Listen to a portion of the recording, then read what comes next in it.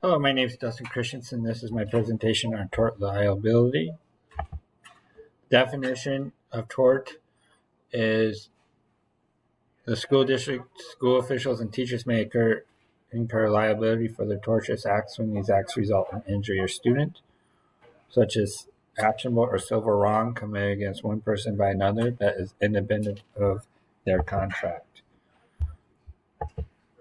Some examples would be Carey versus USSC, usually not individual liable unless plaintiff can clearly demonstrate.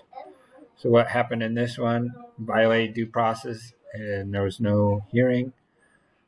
One suspended for 20 days for smoking marijuana on school property during school hours. Other for 20 days for wearing and earring in school when school was trying to prevent gang activity. Mitchell versus Cedar Rapids Community School District, after hours off-campus sexual assault by another student. Parents sued the school. Jury found district negligent and should have provided supervision.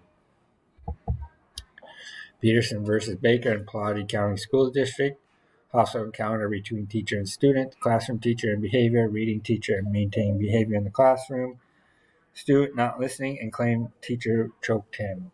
Parent sued on corporal punishment. Teacher resigned. Jury sided with the teacher.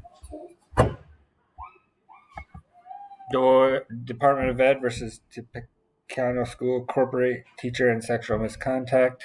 This parent sued district over student and teacher sexual misconduct 2 years from mentor/romantic relationship. It was kept hidden. Parent sued of Title IX. Jury sided with the school. I think it's important that we teach our teachers to be professional. It's when the situations that the ethical dilemmas occur. There's not always a right way to deal with many daily problems that face educators, but there are ways to handle situations that are better than others. Teachers should follow the code of ethics that are handed out in their teacher handbooks at the beginning of the year, and they just need to remember the teaching profession is professional. If it happened in my school, I would research and conduct an investigation with the superintendent, determine both sides of the story, document, review school board policies, contact the school authority, and present to the Board of Education. Excuse me.